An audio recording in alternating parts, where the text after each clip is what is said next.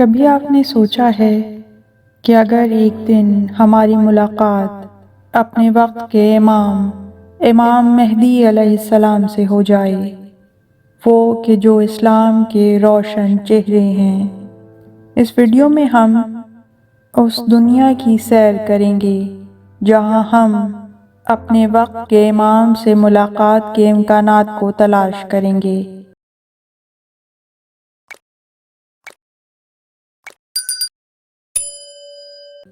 امام جو ہمارے دلوں میں زندہ ہیں اور ہم ان کے ظہور کے منتظر ہیں،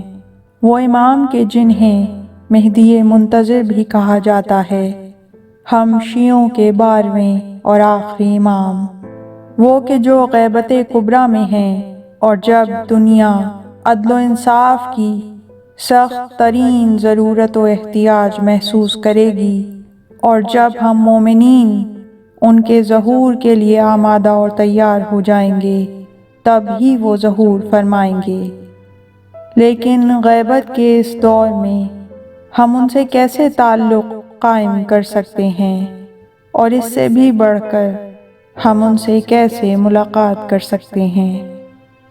انتظار فرج یعنی امام کے ظہور کا انتظار صرف انتظار کرنا نہیں ہے، بلکہ یہ دل و جان کی تیاری ہے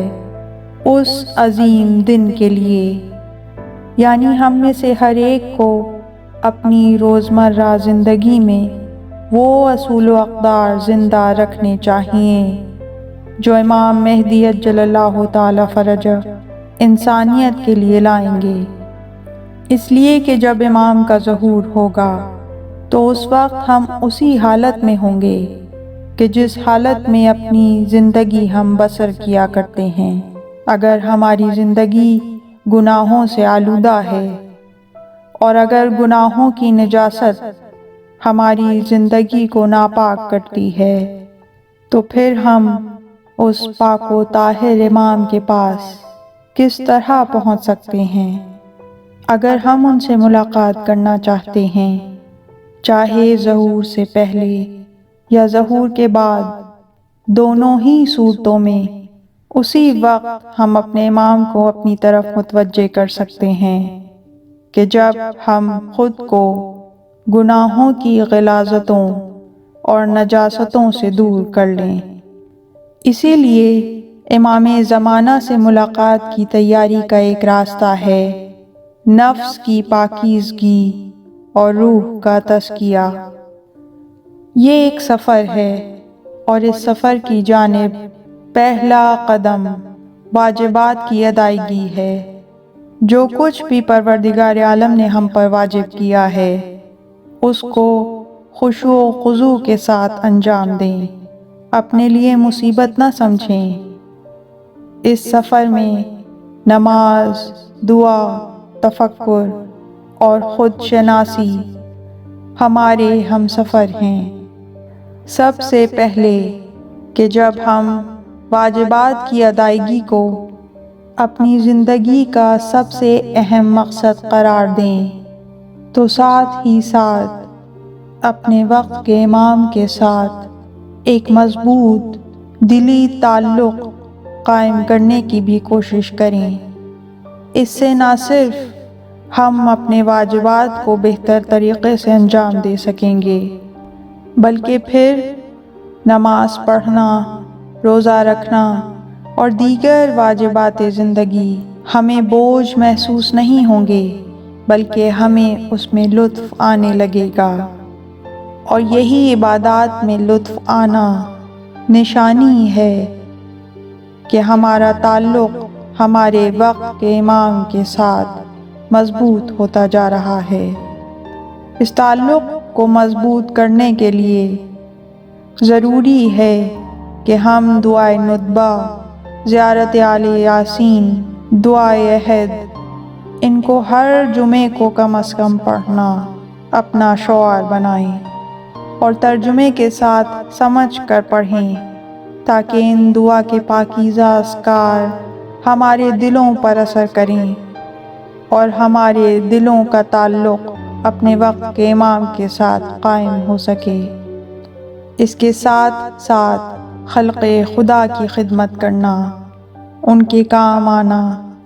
اللہ کی راہ میں نفاق کرنا، مخفی طور پر خرچ کرنا، لوگوں کو دکھانے کے لیے، ریاکاری کے لیے، یا جس طرح آج کل طریقہ عام ہو گیا ہے کہ اپنے نیک اعمال کی تشہیر کی جائے، اس طرح نہیں، بلکہ جو ہمارے ائمہ کرام کا شعار تھا کہ چھپ کر مخفی طور پر ضرورت مندوں کی مدد کرنا۔ ہمارے ائمہ اس طرح سے چھپا کر لوگوں کی مدد کیا کرتے تھے کہ رات کے اندھیرے میں جب سب لوگ سو جایا کرتے تھے تو اپنے چہرے کو نقاب سے چھپاتے تھے اور ضرورت مندوں تک جس چیز کی بھی انہیں ضرورت ہوتی تھی ان کے دروازے تک پہنچاتے تھے۔ جسے روٹی چاہیے اسے روٹی دیتے تھے، جسے دوا کی ضرورت ہے اسے دوا پہنچاتے تھے، اور جسے اپنی ضرورتوں کے لیے مال و اسباب کی امام سے توقع ہے اسے درہم و دینار عطا کرتے تھے، مگر سب مخفی طور پر، پوشیدہ طریقے سے، بغیر کسی سے چندہ لیے، بغیر اپنے غلاموں کی مدد طلب کیے، بوریوں کو اپنے کندھوں پر لاد لاد کر راتوں میں ضرورت مندوں تک پہنچایا کرتے تھے، یہاں تک کہ ان کے شانوں پر زخم کے نشان موجود تھے۔ ضروری ہے کہ ہم سب اپنی اپنی زندگیوں میں اس دین کا احیاء کریں، اس دین کو زندہ کریں کہ جو معصومین علیہم السلام کا دین ہے، اور اس طریقے سے واجبات پہ عمل پیرا ہونے کی کوشش کریں، اس طریقے سے لوگوں کی مدد کرنے کی کوشش کریں کہ جو ہمارے اماموں کا طریقہ تھا، وہ طریقہ نہیں کہ جو آج کل سوشل میڈیا پر عام ہے۔ اگر ہم احیاء دین کریں گے، دین کی صحیح اقدار کو زندہ کریں گے،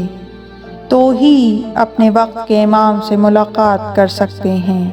تو ہی ہم یہ توقع کر سکتے ہیں کہ ہم پر ہمارے وقت کے امام کی نظر کرم ہو جائے اور وہ ہمیں شرف ملاقات عطا کر دیں، اس لیے کہ کوئی بھی اپنی خواہش سے، اپنی طرف سے ان سے ملاقات نہیں کر سکتا، صرف اسی کو یہ شرف نصیب ہوتا ہے کہ جس پہ نظر کرم ہو جائے، اور ان سے ملاقات کا آغاز ایک روحانی سفر سے ہوتا ہے جسے ہر ایک کو اپنے دل میں شروع کرنا چاہیے، امام کی یاد کو زندہ رکھتے ہوئے